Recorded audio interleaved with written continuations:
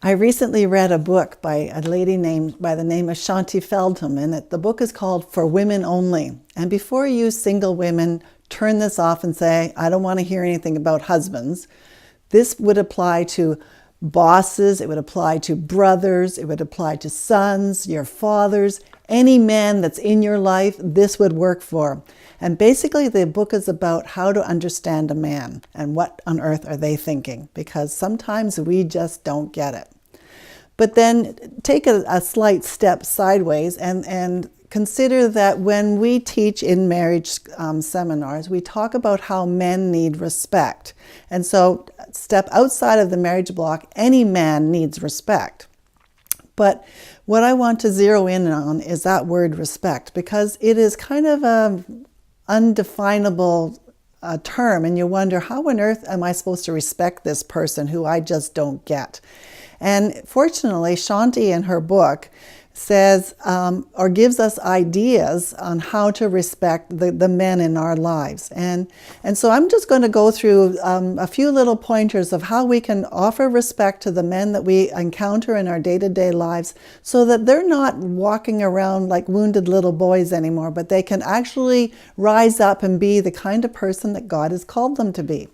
And so one of the first things that we need to do as women is respect the fact that they have opinions and they are able to make good decisions and good judgments. We don't know everything. They have some ability, and we need to be able to respect that and honor that. We don't go around and pat them on the back all day or bow down to them. No, that's not respect. We need to just honor that, yes, they are able and capable of making a good judgment at some point.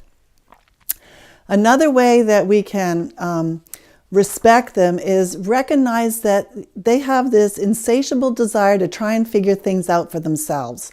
And they're going to take things apart, they're going to tinker in the garage, they're going to try and muddle through and make it work, and when it doesn't, then they'll call the expert. But until that point, when they reach the point where they say they can't do it, we need to be cheering them on and saying, yeah, I know you can do it. You can do it. It's in you. I know you're going to overcome. And when we can do that, it builds them up on the inside. And this isn't just placating their male ego. This is actually feeding into a heart need that they do have of, do I measure up?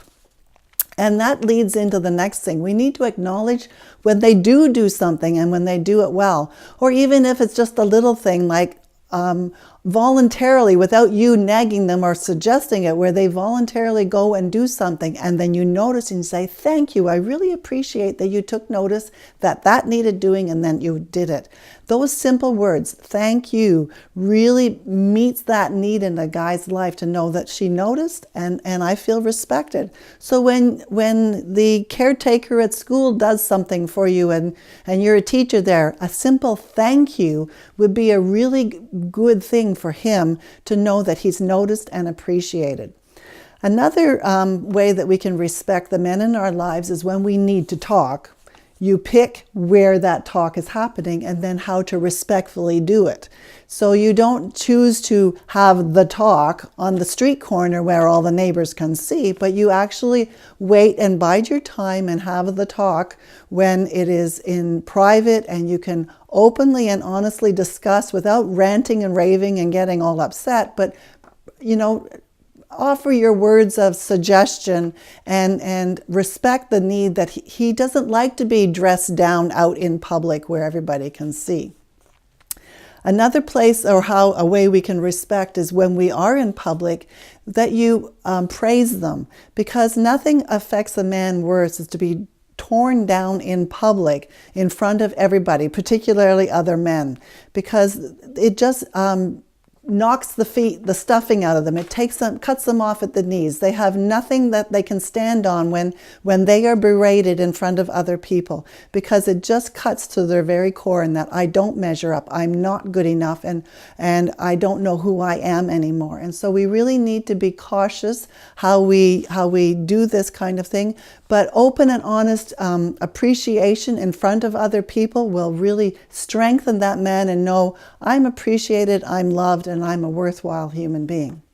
And then the last area that Shanti points out is we as women may always tend to take the the negative perspective, and that you don't really believe that the man in your life, whether it's a son or a father or a brother or your husband, that they really have good intention at heart, and that they're stumbling along through life, and they're really, really trying. We as women tend to assume the opposite. We assume that they don't mean any good thing, and that they are really trying to not do it, and they're really trying to fail.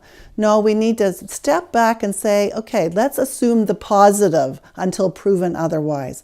And if we can do these things, where we honor their opinions and we respect their abilities and their accomplishments, where we praise them, where we choose our timing and expect the best, the men in our lives are going to feel uplifted and supported by us women, as opposed to overshadowed and torn down possibly. And so I want to encourage all you gals out there, this is a really good way to work with the people in your life and to help them, as opposed to always feel like you're fighting against them. And so I just want to encourage you. And if you want more information of helpful tips like this, get the book For Women Only by Shaunti Feldhahn. It's available on Amazon, I believe. And you'll really have your eyes opened. I certainly did when I read it. So if you want to hear more stuff like this, be sure to fill out the subscription form and you'll get a weekly email from us every week. Talk to you again later.